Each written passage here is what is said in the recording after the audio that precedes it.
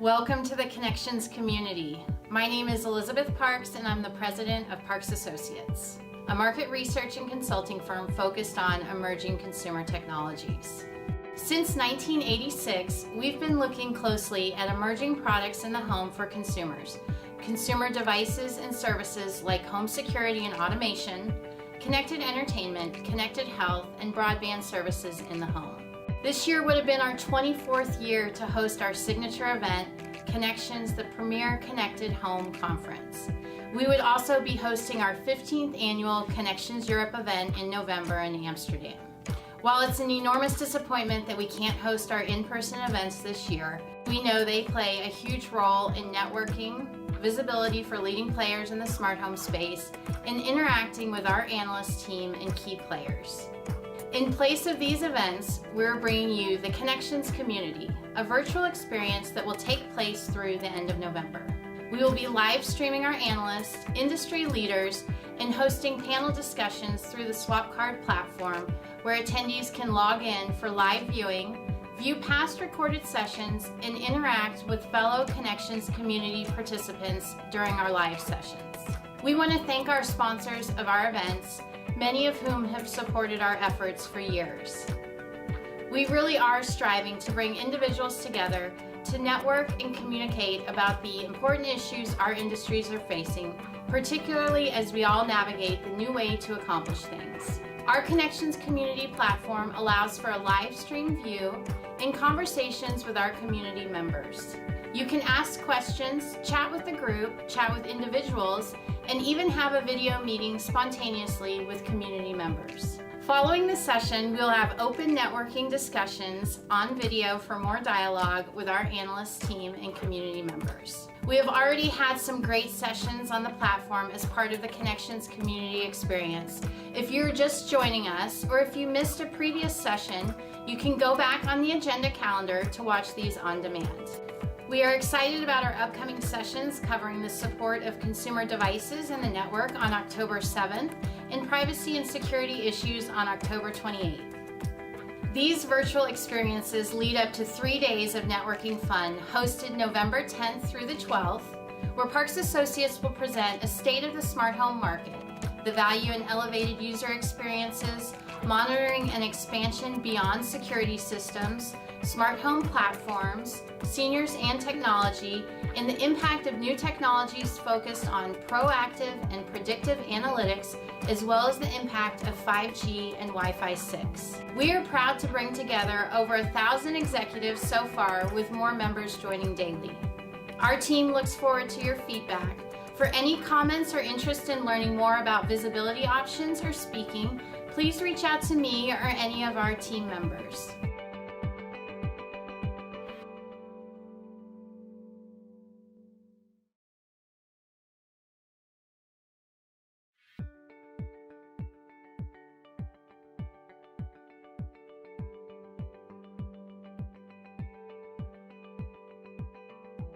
Use the question tab to ask your questions or to upvote your favorite questions from other attendees. You can also answer polling questions under polls to give your live vote. Our analysts and panel speakers will be addressing your questions and the polling answers during the live stream. Ask your questions early in the presentation, as our analysts will choose the most upvoted questions to be addressed by the session speakers. If you have any questions during the stream about SwapCard, our team is standing by to help. Just drop a message in the chat or message one of Parks Associates team members via the Parks Associates company page. We want to make sure you're connecting with our industry-leading sponsors in the smart home space. You can visit any sponsor during the session by navigating to the Sponsors tab, browse sponsors, or bookmark the ones that interest you for later. Contact the sponsor via chat, view uploaded documents, watch welcome videos, and more. Have you created your personal event agenda on SwapCard? Go to the Agenda tab, view different sessions under each date, add the sessions that interest you to your personal event agenda.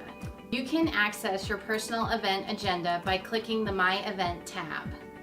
Export your agenda to your calendar to receive reminders and a direct link to your registered sessions.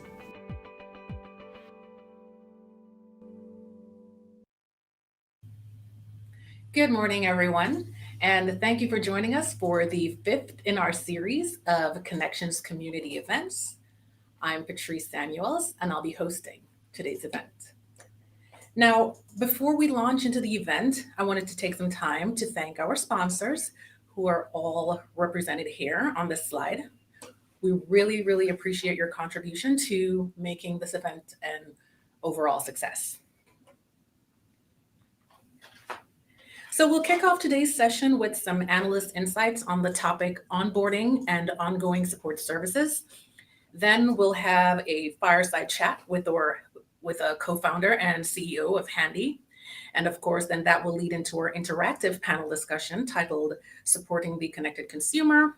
And then we'll all tie it all up with some networking discussions on Zoom afterwards. Now, the networking sessions on Zoom will be titled How COVID-19 is Impacting Support Services and Preferences, as well as Technical Support, Business Models of the Future. So we definitely hope you can join us for at least one of those sessions. Now, when we talk about onboarding support, we're looking at the onboarding experience from the time consumers are attempting to purchase products to the point where they're actually setting them up and using them as desired. Now, it is important that brands understand this experience, as we know that the onboarding experience has a really strong impact on overall market growth and product adoption. So if we start by looking at the purchase experience, one of the first things that we notice is that there's a significant gap between purchase intentions and actual purchases for smart home devices. So we see where 40% of US broadband households report intention to purchase at least one smart home device in 2019, and only 17% actually purchased a device. Now, there's always a gap between purchase intentions and actual device purchases, but for smart home devices, that gap is particularly wide, indicating that several factors may be negatively impacting the space. And of course, we know that concerns about technical problems and technical issues are just one of those problems. So as you can see, we have 11% of consumers who do not own or intend to purchase a device, reporting that confusion about how to set up and use the device is a barrier to purchasing the products. Now, this definitely does not mean that only 11% of consumers are actually confused about how to set up and use these devices. What this is saying is that this is the percentage of consumers who report that this is the reason that they don't own or have not or do not intend to purchase a product. Now, we also have 9% of these consumers who do not purchase devices because of fears that the devices will not work together with other products in their home and really just cause a lot of technical issues. So some of the questions that, support providers or even, the sales assistants in retail stores get asked when consumers are trying to purchase these products include, questions around device setup and configuration of the product. So they'll ask, will a specific feature be enabled automatically, or is there something that they have to do in order to enable that feature? There are also questions around interoperability. Will this product work with a specified product, any kind of product that I currently have in my home? That's always a concern as well. And also there tend to be concerned around security and privacy, like what aspects of my personal data will this device share? Will my smart TV continuously listen to me? Questions like that around security and privacy of data are also very concerning to a lot of consumers. In the smart home space, one of the things, and I think it's fair to say that most of the products are really being designed for sort of self setup or DIY setup. And we now see, or we have a lot of data that says approximately 65 to 63 to 65% of smart home device owners reporting that, they have set up at least one smart home device themselves. Now, among these consumers who set up products themselves, 31% who are setting up these products report that they have experienced difficulty with the setup process. Now, some of the specific challenges that they encounter are on the slide here. So, they experience difficulty with connecting their devices to the internet router, and difficulty with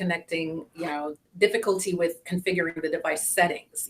There's some difficulty as well with the actual physical installation of those devices that require physical installation. And then, of course, after they've navigated some of this, there's difficulty learning how to use the product. Now, many of these problems arise because the devices, again, as I mentioned before, are new to consumers, but also because the setup process is often more extensive than for traditional connected devices. And providing setup for each of these devices is really, most brands can't afford to do that. It's really cost prohibitive for a lot of brands. The opportunity, though, that's coming out of this is that we're seeing where new players are entering the space. So we have home service providers like, the Handys, Porsche.coms, and TaskRabbits, now providing a lot of the setup and installation services that are needed for the smart home to their members and to their customer base. But what we think is really necessary are really to develop new cost-effective strategies that will help consumers to seamlessly navigate the setup process, whether that is through the development of interactive video resources or superior remote tools, or even implementing greater automation in the setup process, eliminating the need for consumers to do a lot of that work. The bottom line is it is very critical because the consequences of a poor setup include product returns, and we see where that is happening in the space, as well as poor NPS scores, all of which will negatively impact brand share and market growth. Now, beyond setup and installation, there are, of course, several factors that threaten the user experience as well. Connectivity issues, for one, have been prevalent. Among the device owners who report experiencing problems each year, loss of wireless connectivity is the leading problem that they report experiencing. Now, a loss of connectivity, as we know, represents a major threat to the connected device experience, especially for those devices that have sensitive use cases, such as the ones that are helping us to maintain our home security and safety, and even our health. So the use cases are very important, and a loss of connectivity can be very detrimental there. Now, not only is it important for those use cases as well, but since the COVID-19 pandemic, many are now even more dependent on the home network for a lot of factors, including general productivity. We have 16% of consumers reporting that their work at home activities have been disrupted due to network connectivity issues. And we have another 10% who report that remote schooling activities have been disrupted due to network connectivity at home during the crisis. Now, beyond connectivity issues, there are also interoperability issues. Those are also a concern. And these issues, of course, are stemming from the lack of established standards in the industry regarding device communication.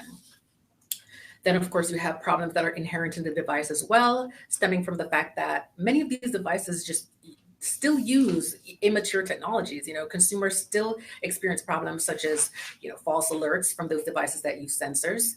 And for devices that use artificial intelligence to provide alerts, they experience, false alerts with those too. Now, as you can see from the slide here, it's a list of problems, or a range of problems, that consumers now face when using connected devices. And we want to look at new ways to ensure that consumers can maintain superior experiences when using these devices, and to ensure that they're really just receiving the promise of these products. And this, of course, the long-term impact of that it will drive market expansion, and also even leave room to create those add-on services that could offset the cost of providing support to these consumers, and even drive additional revenue, in the long run. But as we're developing these tools, one of the things we have to bear in mind is that we are living in a time where consumer support preferences are changing or are evolving. And this is due to a lot of things, including their experiences with COVID-19. So we do have to bear that in mind as we try to develop new strategies to help consumers have better experiences. And with that, we will transition into our visionary insights, which will examine how COVID-19 is driving the connected home forward. And for that discussion, we'll have Oisin Hanrahan, who is the co-founder and CEO of Handy, as well as Elizabeth Parks, who's the president at Parks Associates.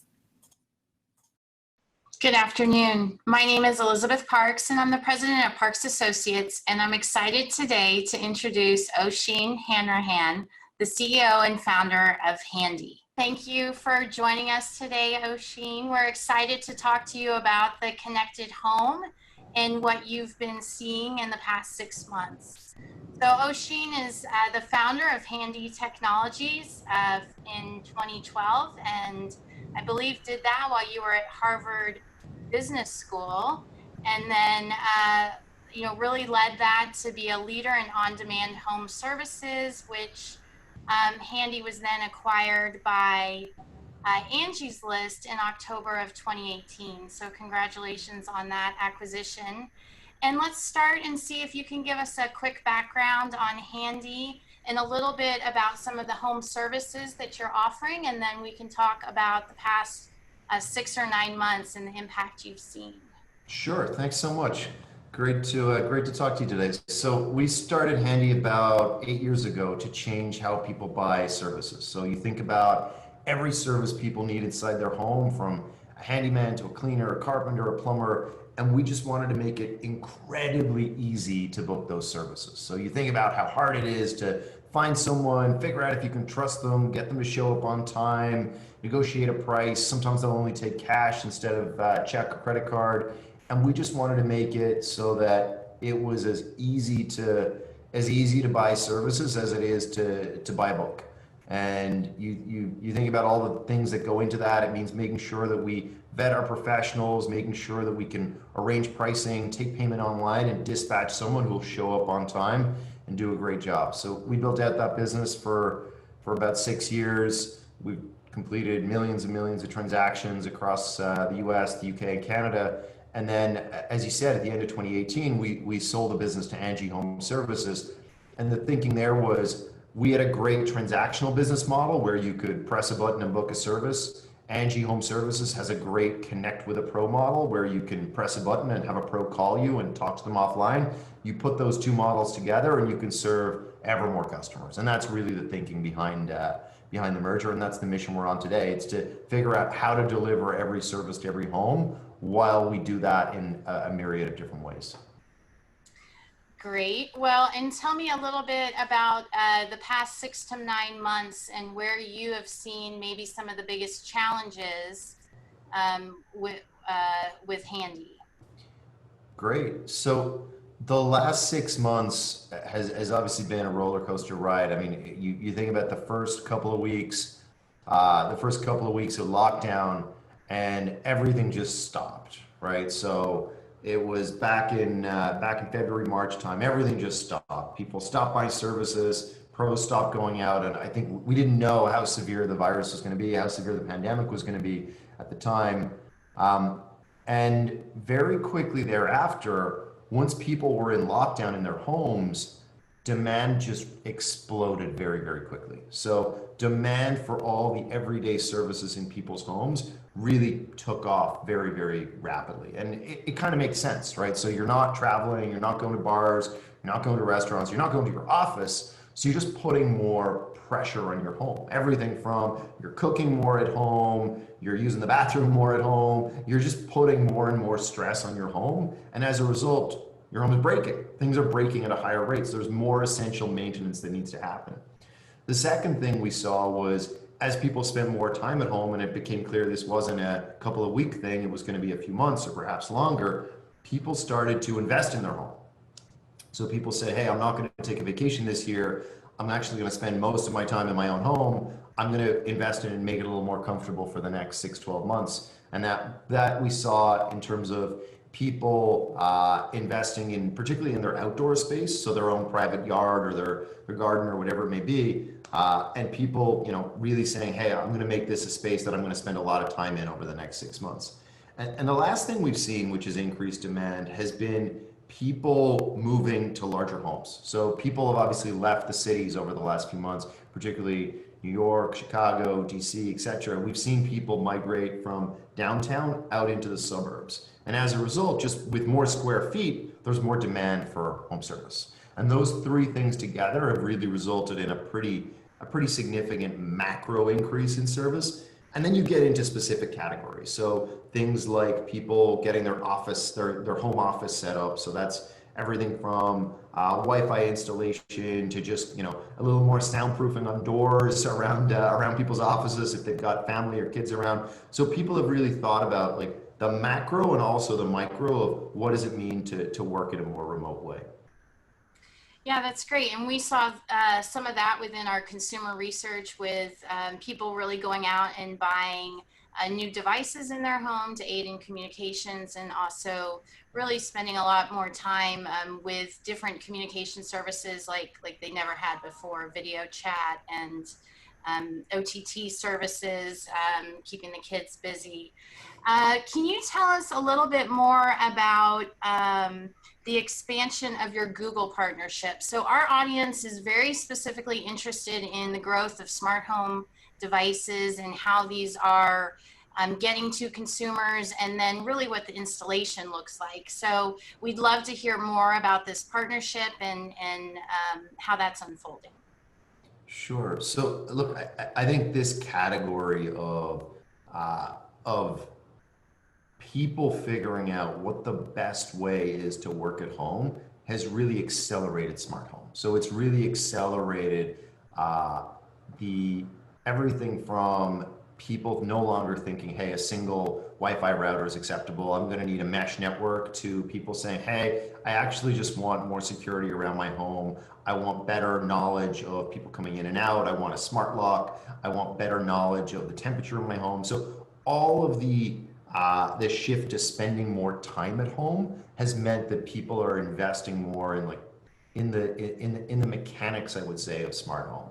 So year over year, we saw about a 450% growth in smart home installation requests in the months following the pandemic. So we don't see that kind of growth in other categories. Like that's not normal for us to see a 4.5x increase in requests by category. Similarly, we saw about 150% increase in computer network project requests. So again, it's really people taking. It's almost like people saying, hey, I need to recreate a simpler version of what I had in my office at home. And that, I think, has come directly to Home Advisor, to Angie's List, to Angie, and also it comes through our partners. So as you said, Handy partners with Google Nest, Google's Nest, so that when you go and buy certain products on the G Store, we actually install those products. So you can request whether it's a Nest camera, you can add installation right there at point of sale.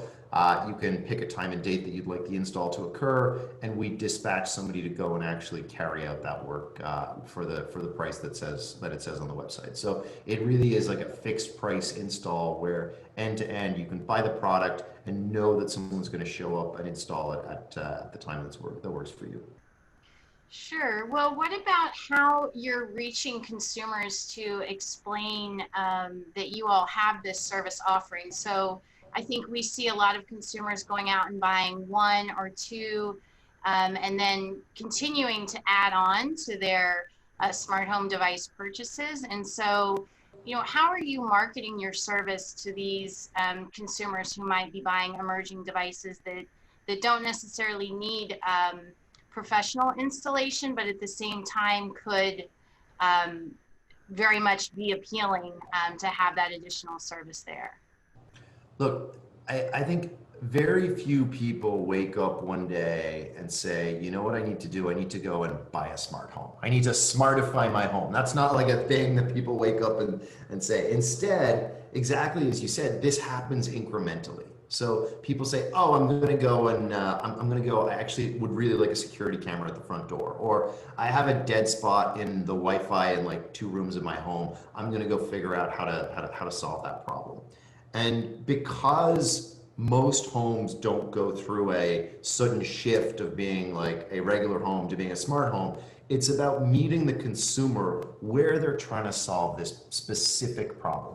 So yes, there are a certain percentage, just to be clear on it, of homes that do go through that. And that's typically in the new build model where you're renovating an entire home or building a new home. People are making at that point a rather binary decision to say, all right, I'm going to invest in a lot of smart technology. And that's like a small but significant portion of the market.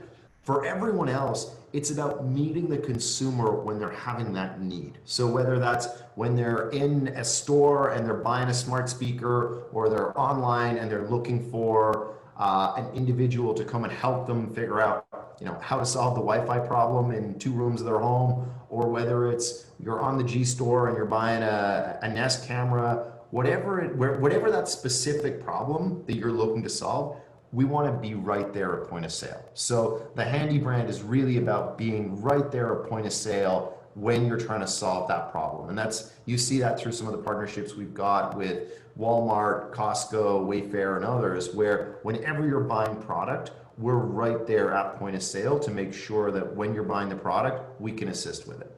On the other side of the house, of course, we are educating our consumers. So we're constantly in communication with our consumers, advising them on things they can do in their home. In those comms, of course, we're introducing the concept of different smart home products or different smart home ideas you can solve. But really, because consumers aren't thinking about a binary one-time switch, it is this incremental shift. It really is about meeting the consumer when they're having individual needs. And what about the challenges when you get inside the home with, particularly around connectivity? So is that a big issue that you're seeing, the loss of connectivity? And then how do you all work to resolve those? Or is it necessary to, go back to the service provider or other means to find that solution?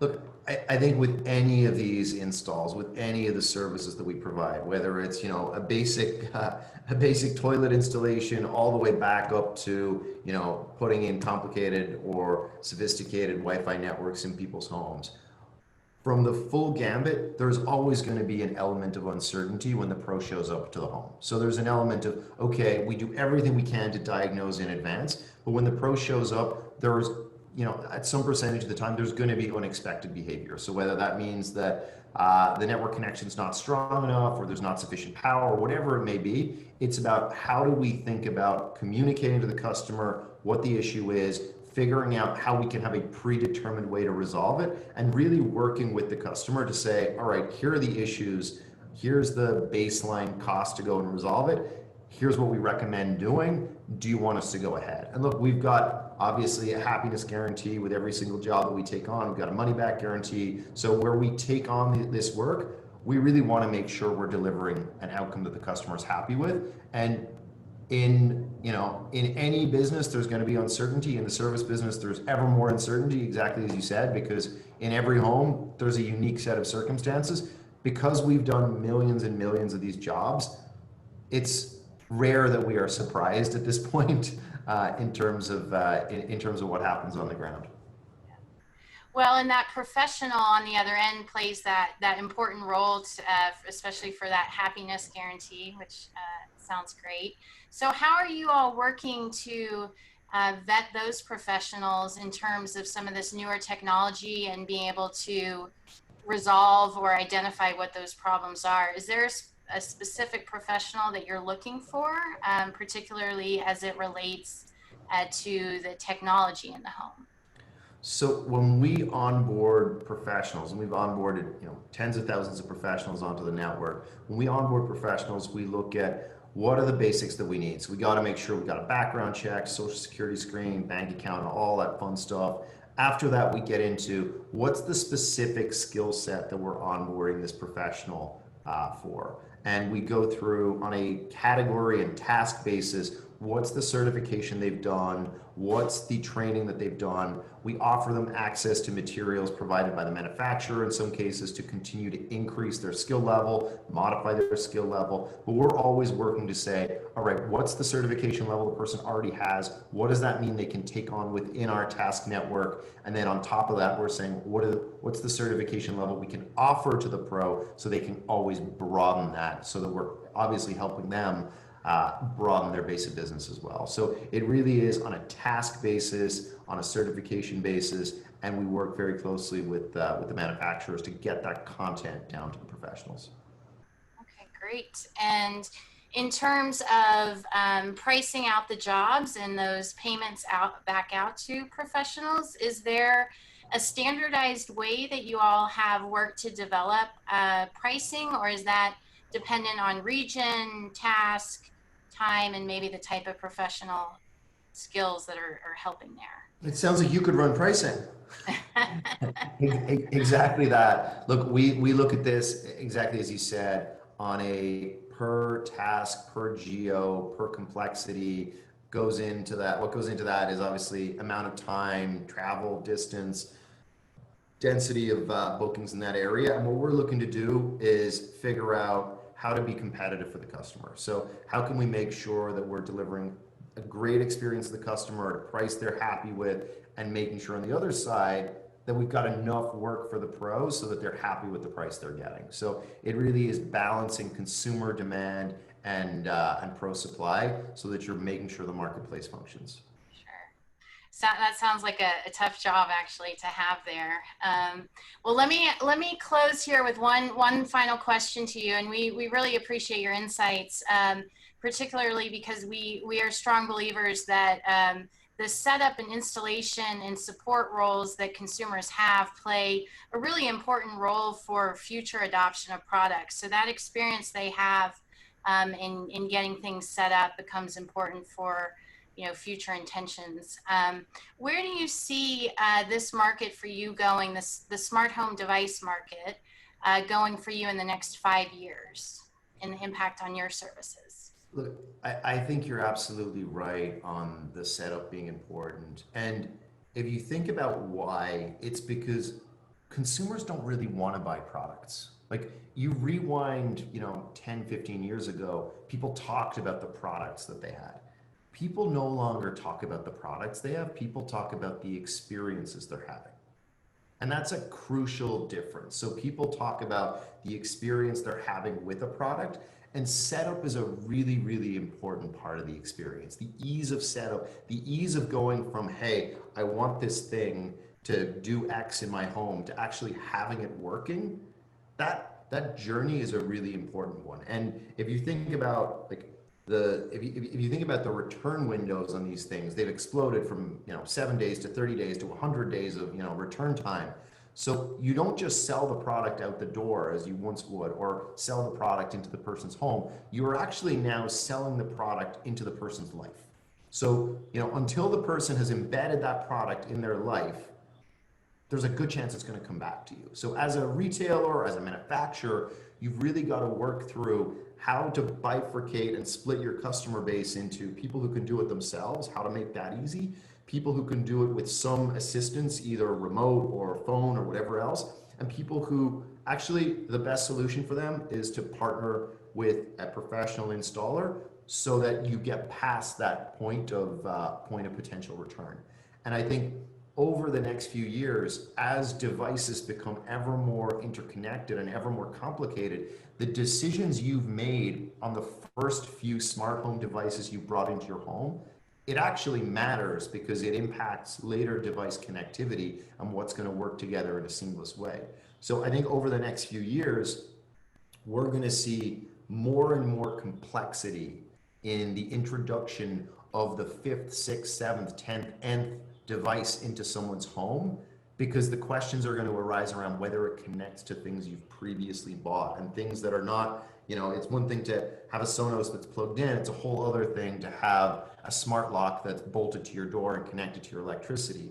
And the relative connectivity of these devices is going to become a really important factor in how people think about how far along the smart home spectrum they're going to go. So I think that's a trend that we're already starting to see. It's hey, will it work with the things I have, and which things will it work with, and what do I actually need to pull out in order to make it all work together? And that's technical, it's challenging, and it requires professional assistance. Well, great. Well, thank you for those final thoughts. And Oshin, we really appreciate you being here with us today, and we'll look forward to talking with you again soon. So thank you so much, and have a great rest of your day. Thanks so much. Be well. Take care.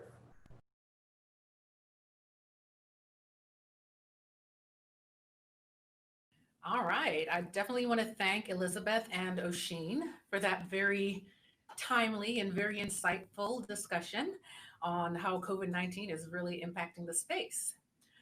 And with that, we will now transition into what promises to be another insightful discussion on supporting the connected consumer.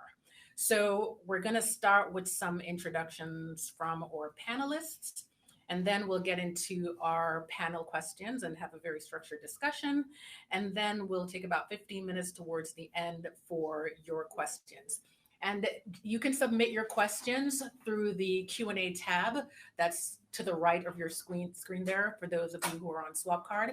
So you can get your questions in and we'll make some time towards the end to take those questions. So with that, we will start with the introductions for our panelists. And we're going to kick it off with Peter Butler, who is a general manager at Everise. Peter?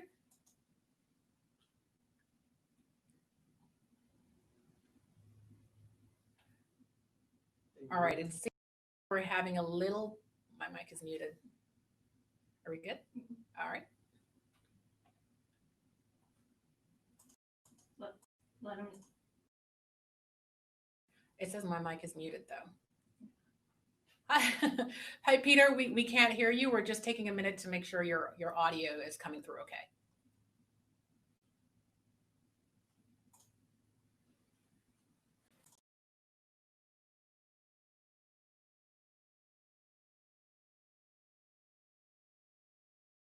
Again, Peter.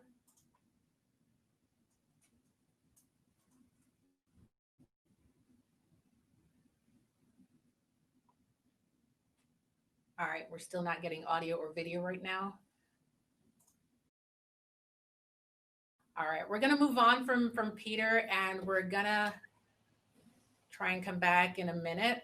So right now, let's see if Bharat's ready. Bharat from Sutherland Global. Bharat? Yeah, hi. Yeah. Perfect. Doing an audio check. Can you hear me? Can you hear me? Yes, we can hear you fine. Okay, great. I just was checking. Was supposed to go second, but wanted to check there. Hey, great. Thanks. Really looking forward to the panel discussion today. Very interesting insights before this, which were relevant to our discussions. Just a quick update and a quick introduction for myself and for where I come from.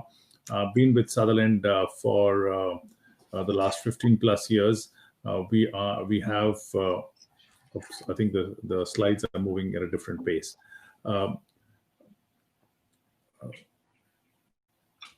think you've got the sweeper slides on. Yep. Okay, great.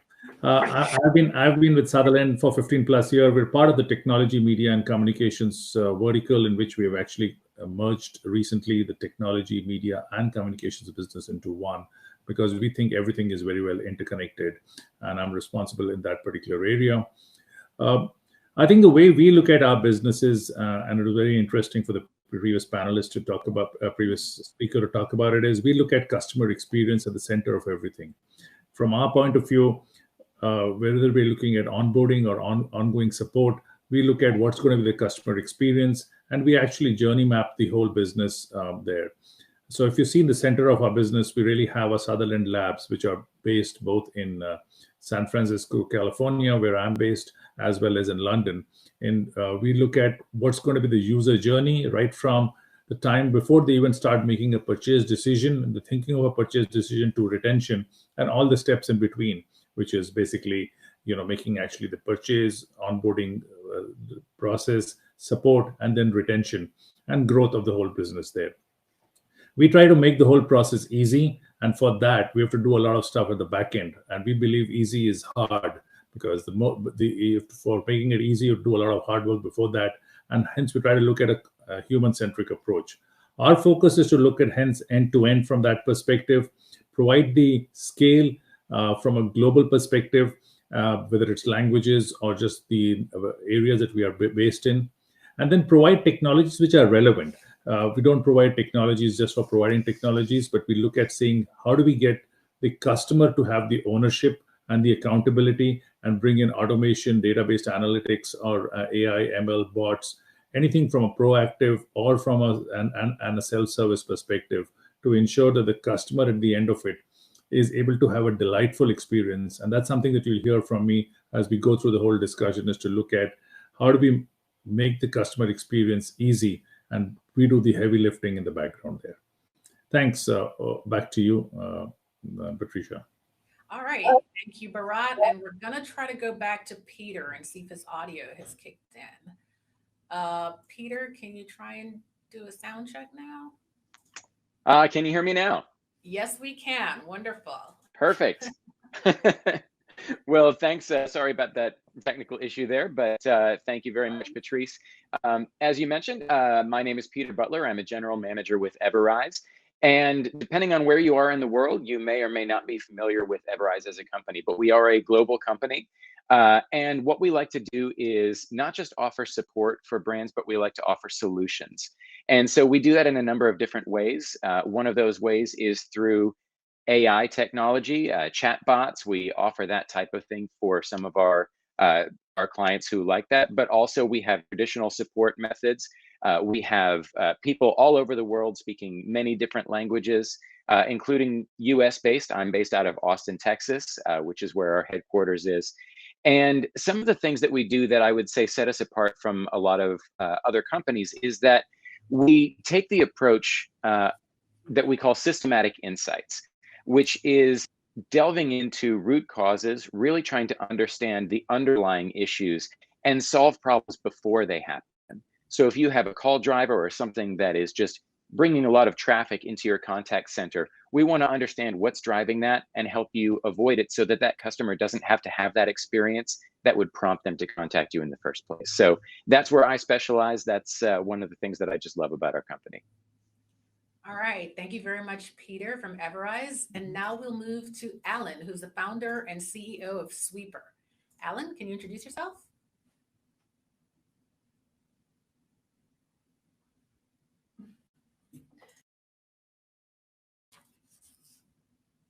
Am I still live? Okay. So we will go on to Rob. Rob, can you just introduce yourself while we try to get Alan's audio up? Sure. Can you hear me? Wonderful. We can hear you, Great. Rob. All right. Great. Hi, I'm Rob Conant. I'm the VP of Software Product Management Ecosystem at Infineon and also the CEO of Cirent. So first off, I want to say thanks, Patrice and Elizabeth and the rest of the Parks team for putting together this event. You know, one of my favorite things about this industry is seeing colleagues and associates and friends at the Parks events that we've gone to over the years. And, you know, when I have an opportunity to speak to folks as part of that, part of other events, looking out and seeing the faces of the people that are in this industry with me is really one of the most delightful things about this job and this industry.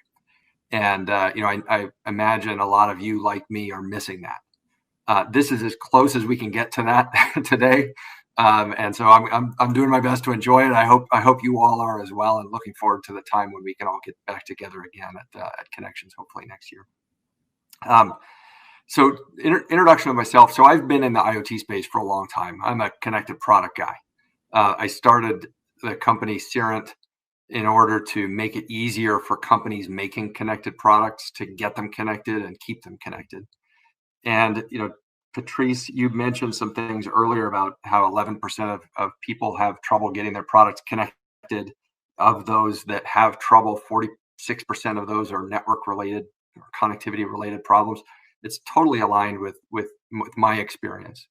Cirent was specifically built to address those issues. Cirent was acquired by Cypress Semiconductor, which was then acquired by Infineon. And the mission of Infineon is to link the real and the digital worlds through connectivity and compute capability and security. So it's really about serving companies making connected products to help them bring great products to market. And what we've found in that process, not dissimilar to all of these companies that are in the IoT space, is that it really is all about data. It's about understanding the problem, being able to have the data to see where the problems are. And in our experience, even companies that ship tens of millions of products, connected products a year, often have very little visibility into what's happening for their customers.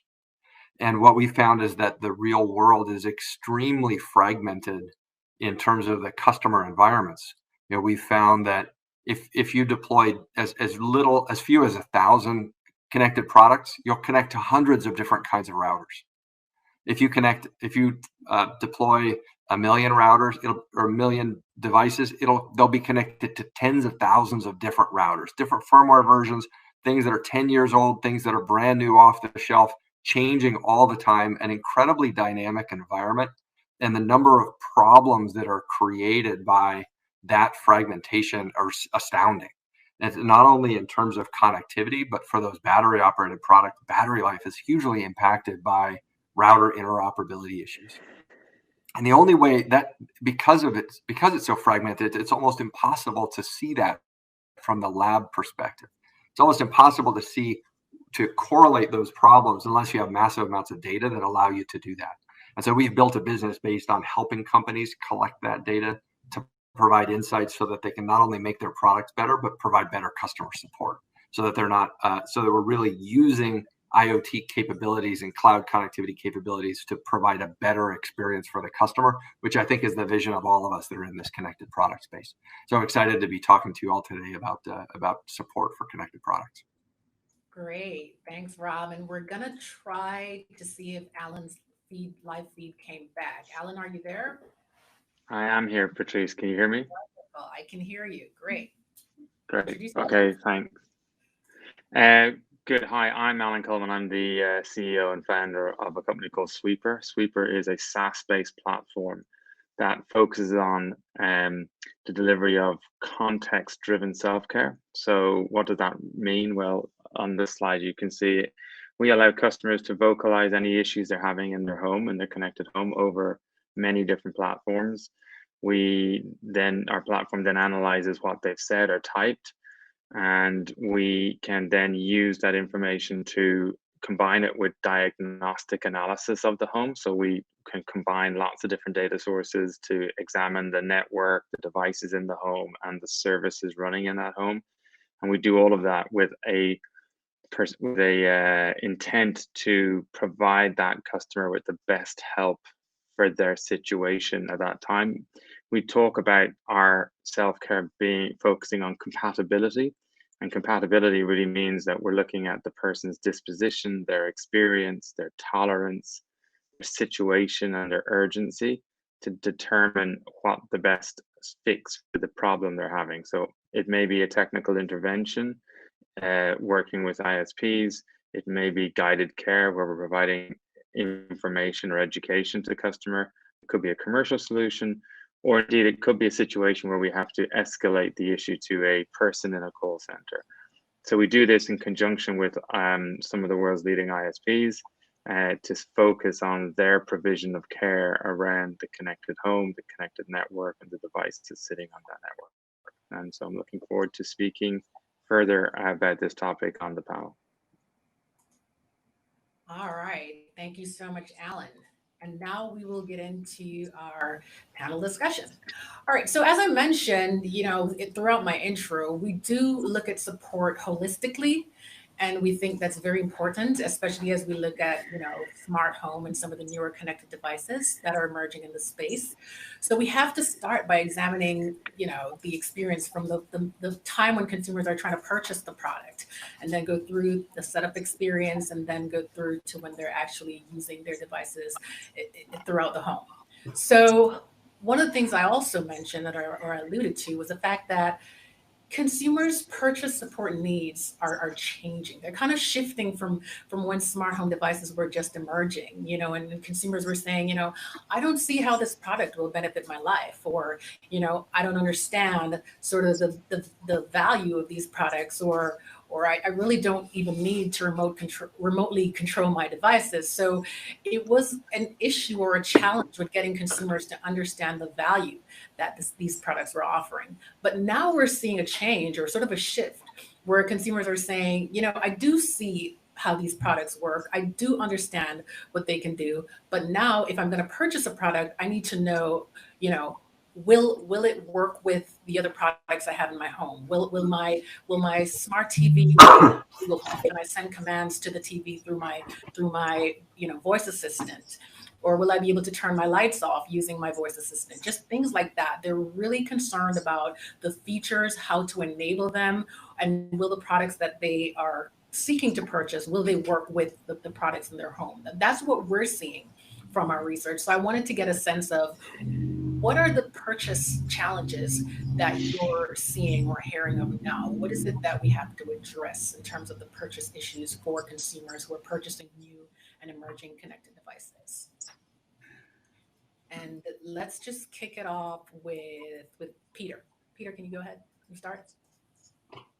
Sure. Yeah. So exactly as you said, Patrice, that interoperability, compatibility discussion is one that customers definitely want to get their heads around. They want to know that if they purchase something, it's going to seamlessly work with what they already own. And, thanks to the pandemic and everything that we've been experiencing for the last 7 or 8 months, people's need for that, their desire for that has increased. As you get more deliveries to your home and things like that, you may want to be able to talk to the person through your doorbell rather than face to face because you want to stay safe. And so one of the big needs that we've seen is that in addition to understanding the compatibility just of the device that you're supporting, it's really important to also understand the compatibility of those third-party devices. So bringing in the right talent is very, very important. You need to make sure that you're bringing in people that actually use smart home products, that have a passion for what they do. And so the hiring profile that your vendor starts with can really make or break that support experience for the customer. Interesting. Any other thoughts on that? What are the purchase challenges that consumers are now facing? Where they're interested in the smart home products, they're interested in the benefits that it can offer, but what is it that's holding them back? I did mention before that a lot of consumers report intention to purchase these products, yet the ones who actually do is really just a small fraction of the ones who intend to purchase. So what are the barriers? What are the technical barriers that are really holding these consumers back from purchasing products? I think. Patrice, go ahead. Go ahead. I think one of the biggest thing today is, as you said, people are now using their home as their home office, and you are having a lot of folks where there was only one person working in the house. Now there are multiple people working in the house. So you have to look at obviously interoperability. Somebody's got an Apple TV, but they've also got Android phones, and then something else works on a different system. So ensuring that works together there. I think the way we look at it, and I think what's very important is to really look at what are the customers actually looking for. They're looking at something which has to be absolutely simple, and they need to go through the customer experience right up front. You need to also provide them a lot more digital and self-help videos, which will help them to not have to pick up the phone and talk to somebody, but able to do everything on a self-help basis. Customers don't like talking to anybody. The minute they start talking to somebody, they know that the process is broken, and then chances are they may not even go through the whole thing. The number of devices which are bought and still stay on the shelf is amazingly high. So you need to have usability of those devices, and hence creating the right customer experience right up front, and then knowing some easy checklist. Hey, who are the mobile providers in your areas? Do you have enough bandwidth for your internet? Do you have any issues with those particular products which are there from an interoperability perspective? Those are some things which are extremely important. So when a customer goes about in his pre-purchase decision, he needs to be able to easily access some of that information right up front there. Interesting. Robert, Allen, did you have any thoughts on what consumers, their concerns now when they're trying to purchase and the stuff that's holding them back from purchasing products? Yeah. I think it really, I guess we can be thankful that we have an oligopoly of phone operating system providers, so that everybody can be confident that that their apps will work both on iOS and Android. And I think that's been a huge benefit to this industry over the course of the past decade, and really has brought us where we are today. And we also owe a huge debt of gratitude to the Wi-Fi Alliance for continuing to make sure that everything is backwards compatible. So when people buy a new connected TV, they don't have to worry about whether it will work with their router, because if it has Wi-Fi, it will work. And so that has been a huge benefit for the industry. But at the ragged, rough edge of innovation that a lot of us spend our time in, there are still a lot of questions, and there's a lot of complexity and a lot of fragmentation in the industry that makes it difficult for consumers. And so if you're buying something that is so the big companies like Apple, Amazon, and Google each define their own ecosystem, and they become the thing that products want to interoperate with. And then the products, you have sophisticated products like gaming consoles and things that operate on their own.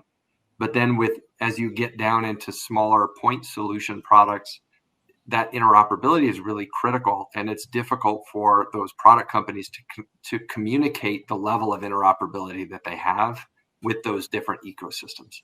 And it's because there's the feature set is long, it's difficult for customers to really understand what it means. So if I were to buy a light switch, how do I really know how that will interoperate with my Amazon system or my Google system or my Apple system? I don't really know. There's not enough space on the tag to describe it. We don't even have a language to effectively describe that. And in fact, there's some activities that are going on with the connected home over IP standard that is being developed within the Zigbee Alliance for Wi-Fi, Bluetooth, and other radio technologies to allow interoperability with the three big ecosystems, Apple, Google, and Amazon.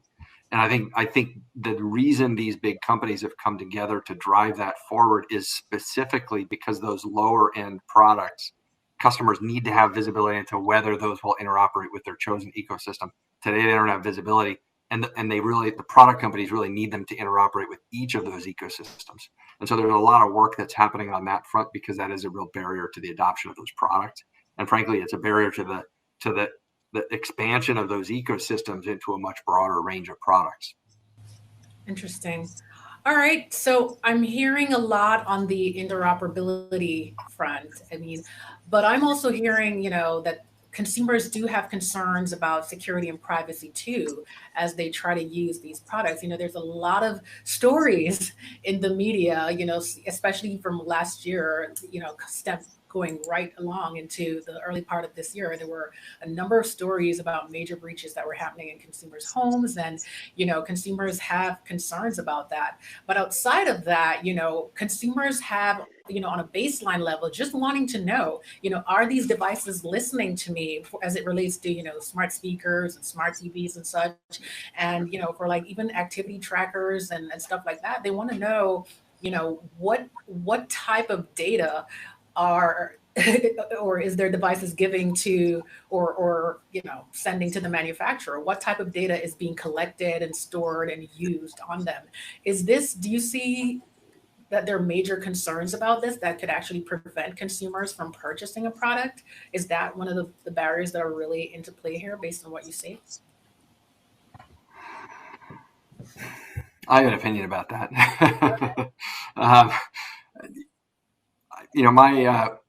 My kids, their entire life is public. Google knows so much about them. Facebook knows so much about them. I imagine that Amazon knows a tremendous amount about them as well. And the data that's being collected by these products is just more data leakage to maybe different other places, but they just don't have a lot of concern about that.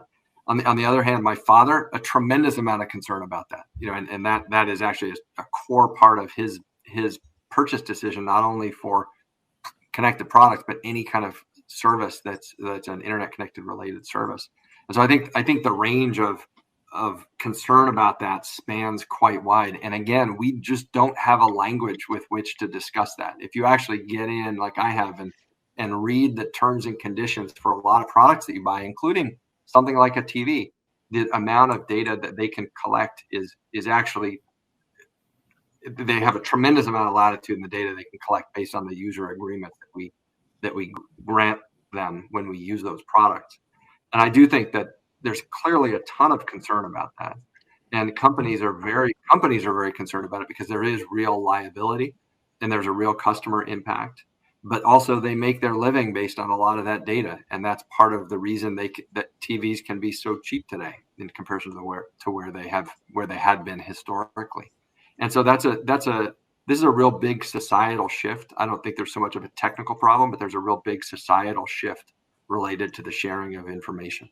And I also think that is, in my role inside Infineon, obviously, we really try to help companies be able to make their products more secure. It's too complicated and it's too expensive. It has been in the past, and making that really simple for product manufacturers it's a no-brainer for the product manufacturers to add security into their product. But on the other side, the consumers ultimately have to choose to buy products from trusted brands because in order to have some confidence about what will be done with their data. If you go on Amazon and you buy a low-end connected power outlet, you don't have any idea what's going to happen to that data. They will collect data. They will use that data. If they can monetize that data to make it so that they can sell that thing for 50 cents less, they absolutely will do that. And that's a real challenge for consumers. And ultimately, over time, I think consumers are going to need to choose trusted brands, and those trusted brands are going to need to implement the kind of security that maintains their consumers' trust. Got it. Thank you. All right, so I want to move back a little bit into the challenges with interoperability that you mentioned, and just how we're going to address that in the near term, at least. Because I did hear Bharat saying that consumers really don't want to talk to people, and a lot of the solutions that we have to address that now are really just consultation services or support providers that are available, to field consumers' questions on compatibility of different products. So I hear Bharat saying, but people don't want to talk to people, so we'll probably need some kind of maybe a compatibility checker or something like that. But then I'm also hearing Rob say, that's just not going to be available given the state of technology now. To have a compatibility checker or something like that, it's just not feasible, given the state of technology. So I was just really concerned or just curious about, how are we going to address the issue of letting consumers know which of the products can work in their home, given the current state of technology and the fact that no one wants to talk to anyone. Rob, Patricia has created some spice in the discussion, let's say. So I think, as you talked, I think a very, very good question there. I think just one other thing, I just want to just touch purely on that security question that you asked. I just want to leave one thought and then really answer your question on the security. I think security is at three ways, is at three levels. One is overall internet and access security. Second is the fact that there could be a security whether somebody selling my data or at that particular device perspective, and places like California allow you to choose the right amount of data that you will allow. And the third is the issue of wrong billing or all those type of issues there. So those are three levels of security or comfort that the customer is doing. Because in my mind, customers don't buy a product, they buy what is known as a peace of mind. They're not looking for something to go wrong. They're looking for a peace of mind. So they're really looking for those at those three levels when they're making the decision making. But coming to your question of people doing that, I think today people want something that they can set up easily. The demographics, the pandemic has been extremely good for this particular business. The number of people, as somebody said, have invested heavily into smart home products has been tremendous. It's gone up by 3x, 4x there. And the demographics have gone up. A lot of people have said their parents didn't know how to do a video call. Now you have to tell your parents, hey, we can talk besides doing a video call, because they become experts on Zoom. So I think today what's become extremely critical is to make it so simple that they are able to solve the problems on their own. And then if there is a need that they need to refer to something, there should be self-help videos, there should be digital media, which is easily available at a click, which can be available to anybody who's not technologically advanced. We're not looking for, design artists who will be doing that there. And if the need be at the end of it for somebody to go to on a phone, at that moment of time, the whole history should have been carried forward. So earlier, people would pick up the phone and talk right there and then. Now the need is to talk, if it's necessary, it should be less than 10, 15%. And using AI or using ML or using any other bots is something which is to be done at the right stage to ensure that the customer's issues are solved. Because if they are not solved, chances are that the product will remain on the shelf. I can share my experience. I bought in a home security network. I upgraded it. I did 80% of the upgrade within the first 30 minutes of buying it. And the rest 20%, I got stuck and I said, okay, I'll do it tomorrow. And it's now 7 months, so it's not happened. It just sort of, that's the way it sort of goes for, I think, for everybody else there. All right. Any other thoughts on how we're going to address this issue of letting consumers know in an efficient and effective way, what products will their products work with the products that are currently in their home? Were there any other thoughts on that before we move on? Well, my personal thoughts on that, I can say that I am one of those people who doesn't like to have to pick up the phone and talk to a support person or a salesperson to find out what it is I need. I look at things like product reviews. I want to hear from other users. I don't necessarily want to hear from the company itself.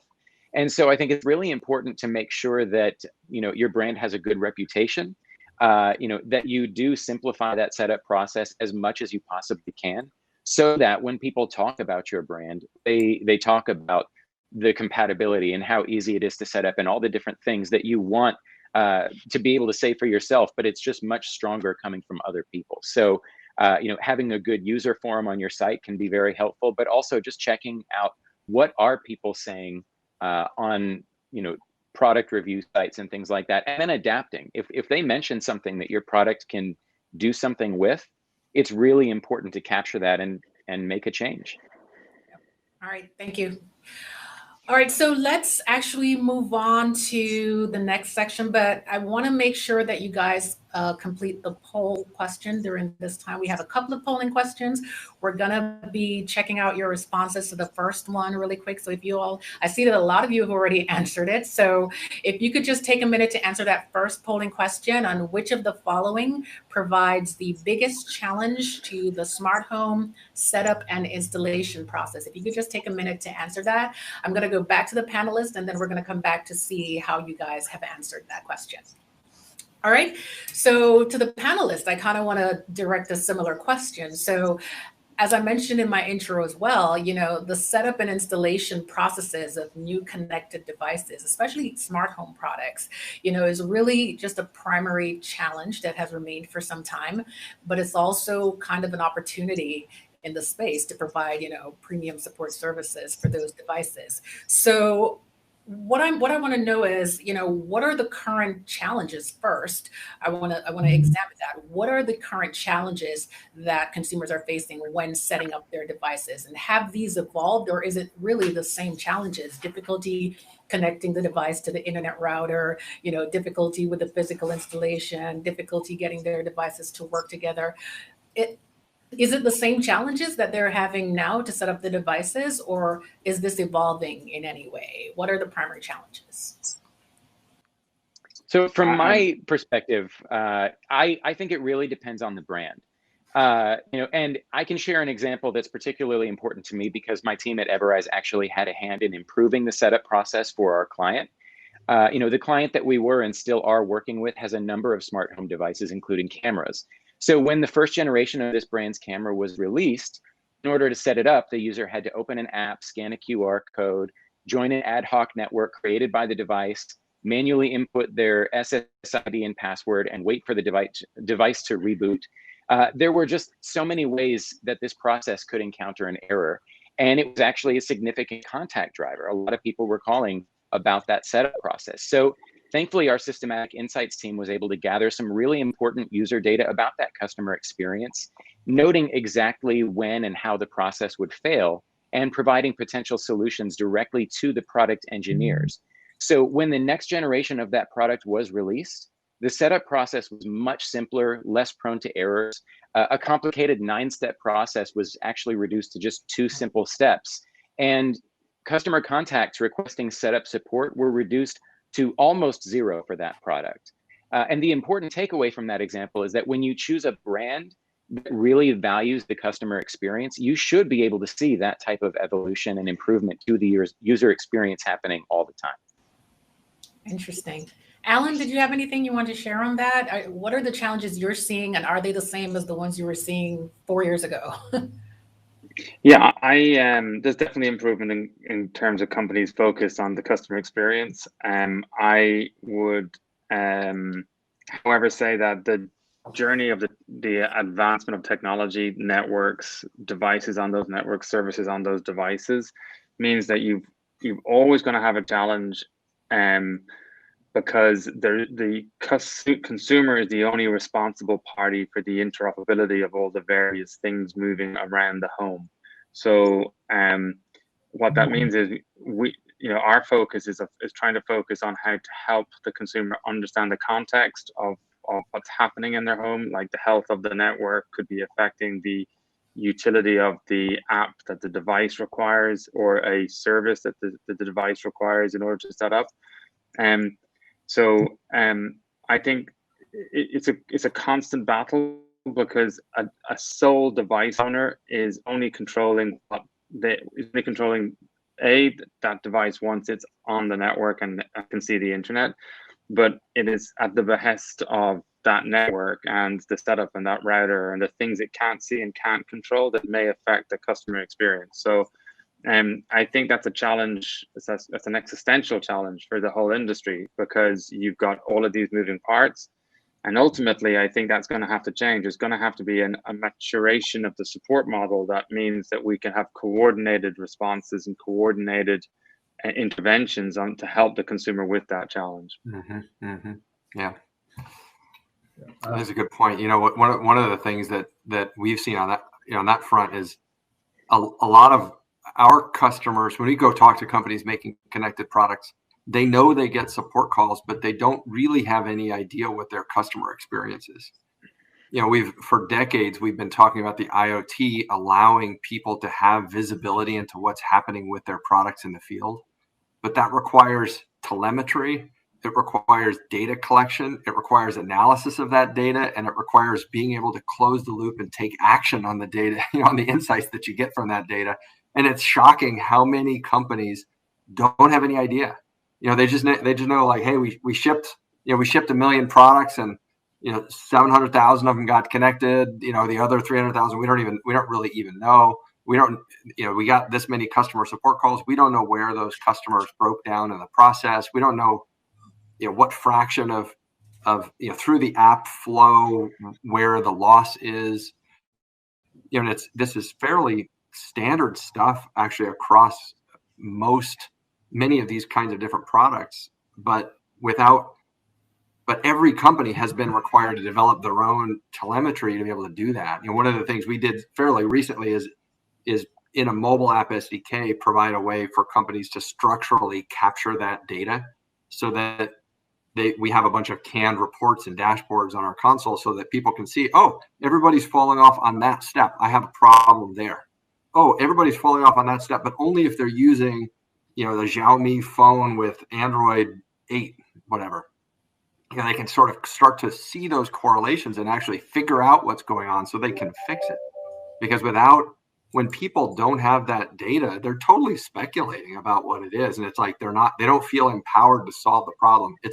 It never ceases to amaze me how many companies don't take advantage of the fact that their products are connected to get the kinds of insights they can get to continuously make their products better.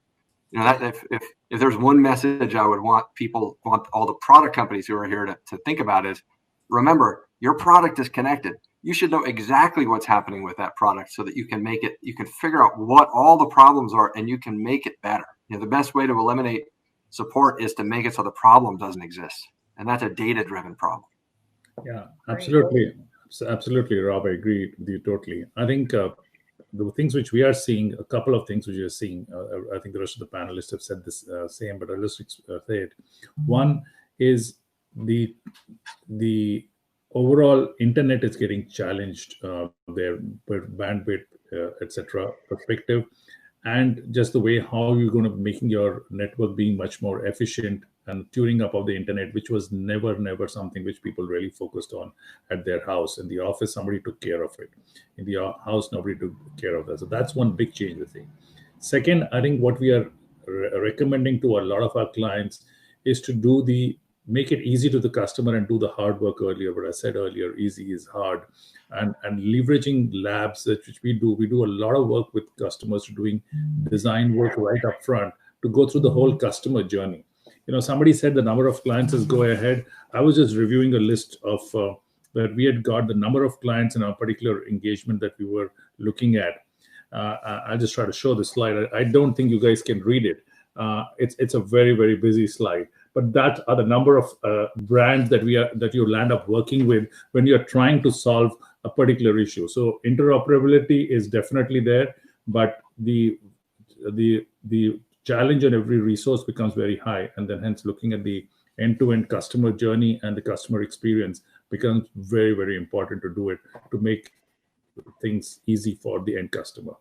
Great, thanks. So it seems like you guys have gone ahead and addressed what was going to be my next question, which is, then how do we address this? And it sounds to me like, everyone's really saying, we really need to just examine each brand and needs to examine their own set of process and their own consumer experience with their products, and really at every step of the way, just implement measures to try to see, how can we improve this experience and how can we stop the breakdown or any challenges that can happen here. So everyone is saying that this needs to happen. And clearly from what we're seeing from our data, because we're seeing where about 50% of the consumers are experiencing these challenges. And that's year over year for at least the past, over 4 to 5 years now. So I guess I have to change my question then to what has progressed then? Is there any brand that's, that has made a major change here? Is there any major shift that has happened, or are we still at the same place where we need to examine what's happening and find measures to simplify the process or prevent the issues? Are we still at that same spot? Is that why 50% of consumers are still having challenges now with their setup process? I think one of the developments that we have seen that was interesting is like the way Apple now allows you to share Wi-Fi credentials within its ecosystem. I think that idea of being able to piggyback on different pre-installed devices and services in the home is very good, and I think we'll see more of that, where one device can, with the right permissions, share across ecosystems, like not just within the Apple world but elsewhere. I still think, however, we need further coordination, and we will continue to, and I think one of the natural inheritors of that coordination will be the ISP. The ISP is going to have to step up and think actively about how it acts as more like a technical concierge, how it acts as a coordinating entity for connected devices and services trying to operate on the network it provides in the home. And that, that's a key unlocking for a lot of these various different challenges we're describing here today. Interesting. All right, so let me just check out the responses to our poll question before I dive into the rest of the panel discussion. And it seems like the majority of our audience thinks integrating the device with other connected devices in the home is now the primary challenge that consumers are experiencing when setting up their products. So the audience definitely thinks that we've, to an extent, moved beyond the whole process of connecting the device to the home network and getting it to work. And the bigger challenge now is integrating the device with other connected devices in the home. So that really is consistent with what a lot of what you all were saying in the very beginning, where you're saying, this is an issue that consumers have from the very point where they're trying to purchase products. All right, so we'll move into the discussion, and I'm going to jump to the impact of COVID-19, since that's a very timely discussion now, and a lot that one that a lot of people want to hear more about. Just whether or not this is impacting the way you support your customers. Is it impacting your ability to support your customers to begin with? And then sort of what are the opportunities that are coming out of that? Because certainly there's some opportunities there now, now that a lot more people, to Bharat's point, a lot more people are using technologies that they never used in the past. So let's start with, is COVID-19, impacting your ability to support your customers? And what is that impact? How is it impacting the space in general? And anyone can go first. I think it's increasing volumes for the product companies tremendously. I think product sales, I think Alan mentioned somewhere in the beginning that people are using vacation money and spending a lot more on devices. I think they're spending a lot more money on multiple devices, upgrading their infrastructure. So sales of home devices have gone up significantly. Three things which needs from a service provider have gone up. One, a very good knowledge base so that you have it updated on regular basis. So for example, in our company, we do keep a knowledge base in which we have over 3,000 articles which are trying to resolve every issue, and keeping them updated on a daily basis is extremely important. So I think that's one key thing which is there. Second, I think is very important is ensuring, as everybody talked about, the whole I think when we talked interoperability, I think Wi-Fi and the ability to have an IT admin on standby, so somebody you can call from an IT admin, which goes across devices. That's something which is very, very important there, and that sort of will take care of the third thing is really looking at your internet speed and the internet tune-up, which I think is very, very critical to improve overall customer experience. Interesting. Any other thoughts on the impact of COVID-19 on the support industry and support space? We work with a lot of different companies making connected products, and what we've, they're at the earlier stages, so it's not so much customer support, but just the industry. It's really difficult for companies to bring new products to market right now. They're without, many of these companies everybody's working from home. It's a real struggle to get new product into the market if you don't have people in the office, because there's so much hardware dependency. And even with the engineering teams, them understanding what's happening with their products, it's, like the rest of society, I think that COVID has accelerated the virtualization of the product development process. And so we're actually seeing people really start to look at the data and want to get more telemetry data and use that, because all of their people are remote. They're not in meetings as much, and they're not doing things with physical hardware. They need to get more data from the field to understand what's happening in the field. So we've seen a kind of a virtualization, which has been interesting. Interesting.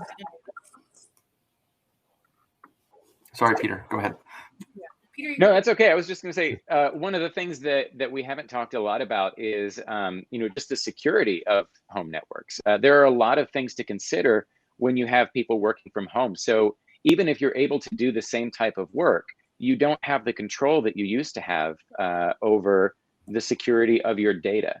And so, finding good solutions to make sure that, nothing is leaked, that people's home networks are capable of keeping that information secure. It has been a particular challenge with some of our clients, some of our bigger clients who are very, very secretive for a good reason. These are global companies that people want to know, what are they working on? What's coming next? And so making sure that we're still able to support that and keep that information secure. We've had to take a lot of steps at Everrise to make sure that that data isn't going anywhere, that you can trust that it is secure. Yeah.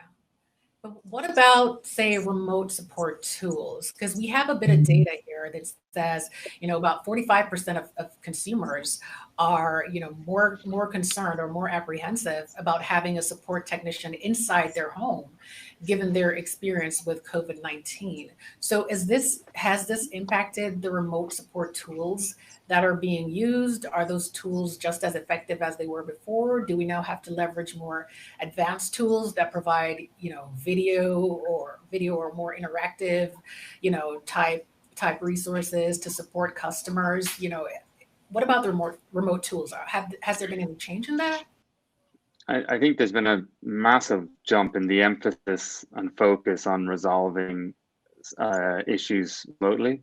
So invest in platforms that will allow remote intervention, and then as a you know as the step of last recourse is for an engineer, and maybe the engineer now increasingly will use remote access using FaceTime or using messaging platforms. But yeah, no, I think from an executive and a corporate level, we've certainly seen a huge amount of redirection of budgets towards self-care as a primary driver. But a lot, not just because of the field force engineer challenge of crossing the threshold, but also because call centers are compromised because of social distancing requirements. So actually, all the normal tools or the traditional tools for intervention and provision of help are compromised by COVID-19. Interesting. So it seems like COVID-19 then has led to sort of a heavier dependence on data during the support process. It's also led to the development of better self-care tools as well as remote tools. All right, so I want to jump into the audience questions now, but I do want to make sure that the audience takes a second to complete our second poll question, which is support and installation services from smart home devices should be free to consumers, bundled in the cost of the product, or offered as an add-on service at device purchase. So just give your thoughts on what that business model around providing setup and installation support should be, and we'll check back with you in just a second. But let's take a look at some of the audience questions now. And wow, this is a long one, so let me try to get it all. So it reads, with the growth in the connected home, how is the industry addressing security in a multi-device environment? With each device added, is there an increased risk of data and privacy breaches? And how do we guard against this? And I know, Peter, you had some thoughts on that just now. So maybe if you just took a second to just, directly address the question, that it would help. Yeah, absolutely. I mean, the old phrase that a chain is only as strong as its weakest link. If you're purchasing a brand that is not a trusted brand, just as we were talking about before, some of the big ones, you know their reputation, kind of what they're collecting because they are upfront about it. Apple has come out and basically said that privacy is one of their biggest concerns. So they have smart home devices, and they have promised they are not collecting data. They are not sharing that data. There are other companies that maybe they are collecting it, and in some cases we've even seen some breaches of that data. And so being very careful about the brands that you bring into your home and even where you place them in your home. I'm going to be much more open to put something in my kitchen than in my bedroom, just because the things that I'm doing out in view of my family are not considered as private as me sleeping or talking in my sleep or whatever it is that a bedroom device could potentially pick up that I don't necessarily want recorded. So again, just thinking about the weakest link in that chain and just being very, very careful about what you introduce into your home. Okay, great. So let's take the results of the poll, and we have most of you saying that support should actually be bundled into the cost of the product. So we're not thinking that this should be an additional cost, and we're not thinking that it should be free.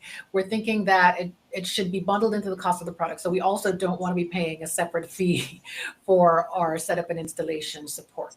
All right, now let's jump into another audience question.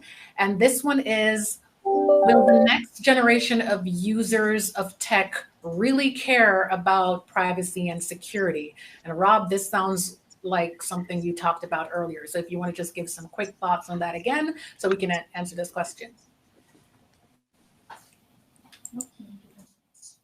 She's 12. If she's an indication of the next generation, I think there's I think there'll be a lot less concern about it.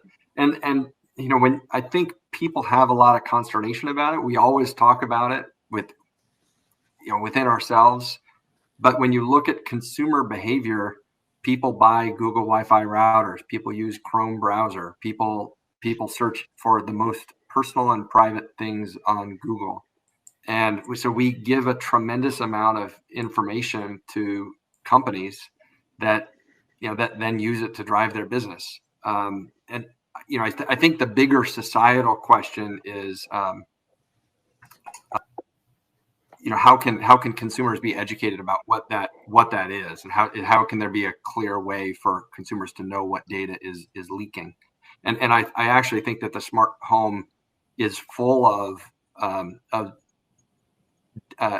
opportunities for companies to pull data out that customers just don't know about. I think that when those customers find out about it, they will be very concerned about it, but it's a question of whether they will find out about it or not. And unfortunately, I think in most cases they won't.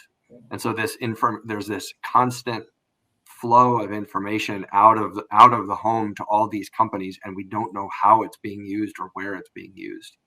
I do think that that's a real potential barrier to the ongoing and broad adoption of smart home technology.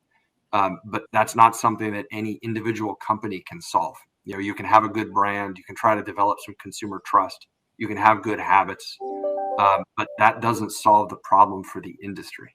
In order for the industry to solve the problem, it's about customer education and potentially about regulation. I think that's a very, very important point, Rob. Security, I think we talked about it earlier, but I think there are a couple of key things which we need to address in that. One, I think we have to educate customers that every device is important. As we said, it's not only the router. It's not only your TV or your office laptop, but it's also the Barbie doll there, because if somebody hacks into the doll and connects to the Wi-Fi router, then they can access your garage door. So that's something which is very important.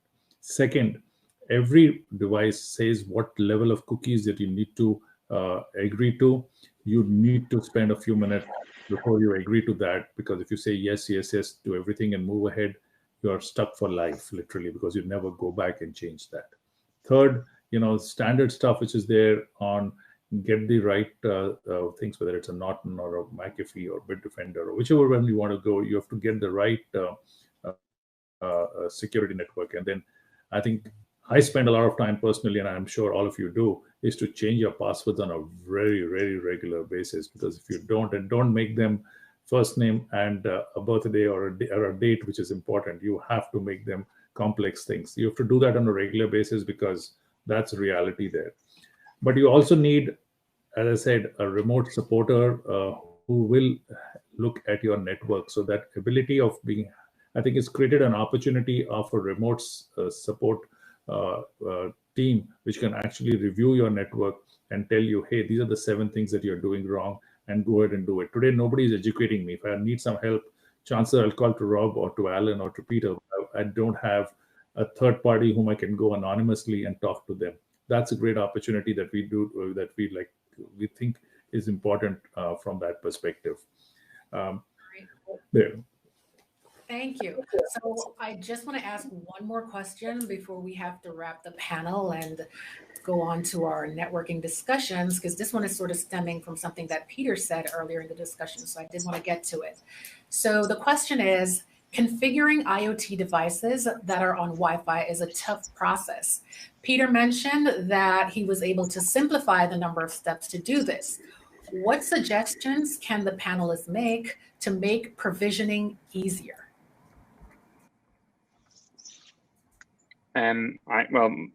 Our strategy is that you're somewhat curtailed by what the technology is capable of, but the thing that you're not curtailed by is how you engage and explain things to customers differently. So the tradition is that we build self-care journeys or explanations that are one size fits all for everybody that will receive the product.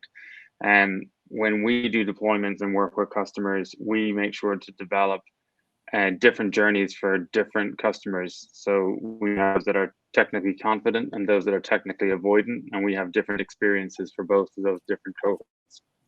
And there's lots of other personalization factors that can influence how you should explain something, and the sort of steps, language, vocabulary, imagery you'll use, glossary terms, etc. So I think that's something certainly organizations can look to do today, to not presume that everybody can interpret their instructions similarly.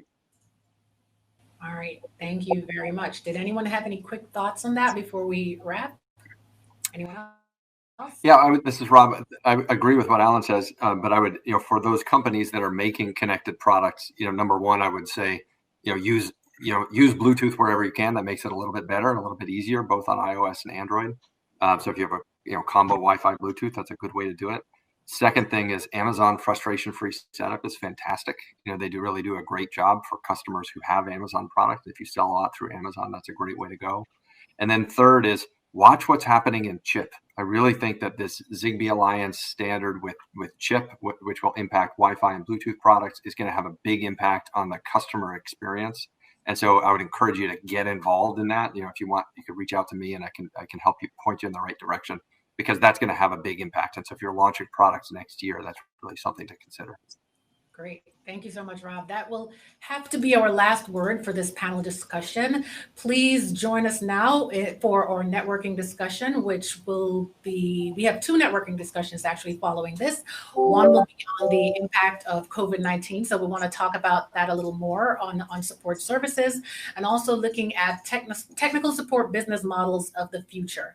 So you can find the networking sessions under the agenda tab, and you can also find links on the top of the screen that you're looking at in the Swapcard platform. So looking forward to seeing you guys over in the networking discussions, and please join me in thanking the panelists. I know you're thanking them where you are at home, but please join me in thanking our panelists for some very insightful insights on the discussion that we had here today. So again, join us for the networking